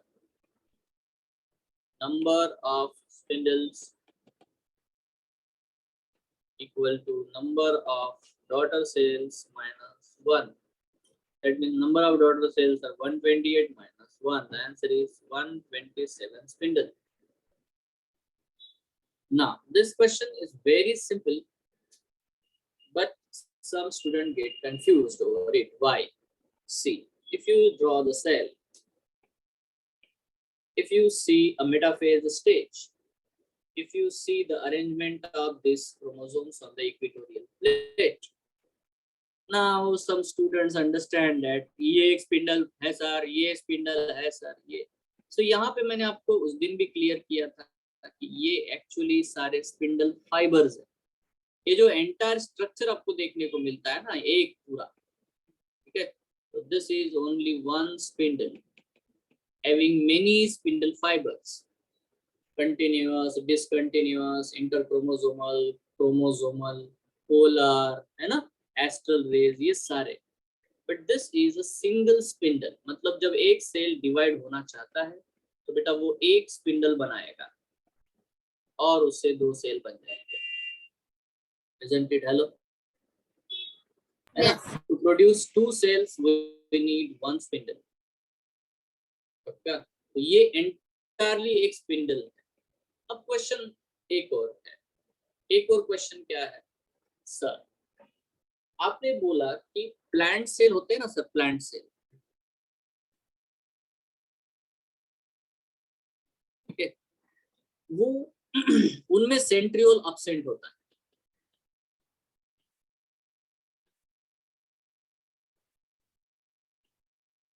मतलब उनका जो डिवीजन है वो एनएस्ट्रल होता है, एसेंट्रिक होता है। एसेंट्रिक का मतलब without centromere, without centriole and without astral rays. Isn't it? Hello. Yes. तो सर क्वेश्चन है कि प्लांट सेल में फिर क्रोमोसोम्स को पोल के ऊपर अरेंज करना, खींचना, ये कैसे होता है? Yes anyone? क्वेश्चन समझ में आया क्या रे? Yes sir. हम कहते हैं कि प्लांट्स में सेंट्रियोल है ही नहीं। हाँ सर, नहीं है, बिल्कुल नहीं है, सेंट्रियोल इज नॉट देयर, है ना। सो ये सेल होना चाहिए ना, क्या लिखा मैंने, ऐसा क्यों? अरे ये वापस हो, सेंट क्या होता है? चलो, this is the phase of brain.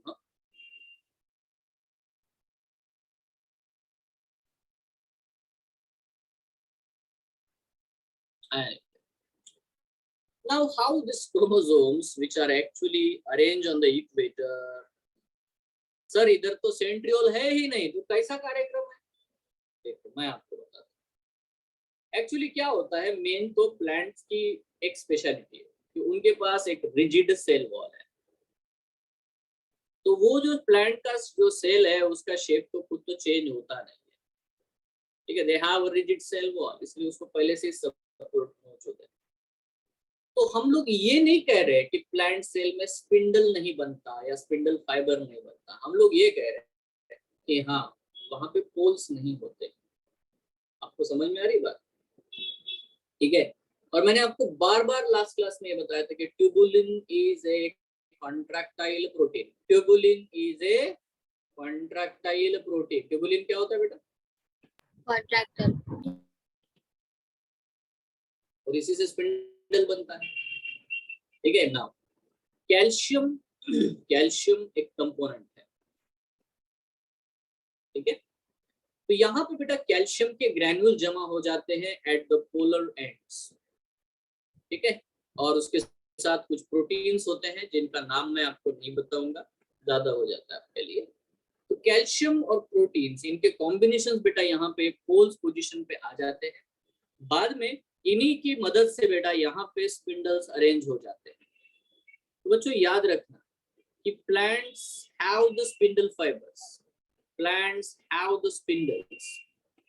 Plants के क्रोमोसोम में भी काइनेटोकोर होता है। प्लांट्स में भी बेटा क्रोमोसोम स्पिंडल ही खींचते हैं, ठीक है।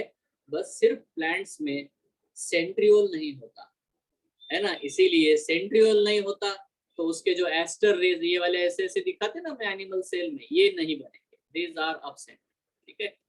So they don't have astral rays, so they are anastral. They are acentric because they do not have the centriole, but they always have the spindle. Hello, clear है? Yes sir. हाँ, so they always have the spindle. Spindle होता है, ये नहीं कि spindle नहीं बनता, ठीक है। तो कुछ बच्चों को लगता है अरे सर सेंट्रियोल नहीं है तो स्पिंडल कैसे बनेगा? तो स्पिंडल बनेगा, yes. So that there is no problem for the plants while dividing or doing all these phases। जो भी stages आपको दिखाई देती है वो सारी stages बेटा आपको प्लांट्स में एग्जैक्टली वैसे के वैसे देखने को मिलती है। So this is the end of the chapter cell cycle and cell division. ठीक है, ये है। तो आज आपको मैं क्वेश्चन भेजूंगा बेटा, cell cycle and cell division NCERT based. अरे वो एनिमल किंगडम का भेजना है, तुम लोग को देख के याद आ जाता है। ठीक है, भेजता हूँ यार। ठीक है, आज ही सेट करता हूँ। तो anyway, so I will send you the questions, NCERT based questions of this chapter. Just solve it. ठीक है, इसको सॉल्व करो अच्छे से। क्लियर बेटा? Yes, sir. ना नेक्स्ट क्लास में हम लोग इसको पढ़ के आओ एनसीईआरटी से, ये सब क्वेश्चन सॉल्व करके आओ। In the next class we will discuss all the previous year's question of this chapter so that this chapter becomes proper। ठीक है, so तब तक के लिए Yes, sir. Thank you. या आपको कोई डाउट है तो आप पूछ सकते हो, एनी डाउट यू हैव? किसी को कोई डाउट है क्या? Anyone has a doubt? थोड़ा टाइम है इसलिए नहीं तो नहीं है। Anyway, okay, so thank you, have a nice day, enjoy your life. Thank you so much.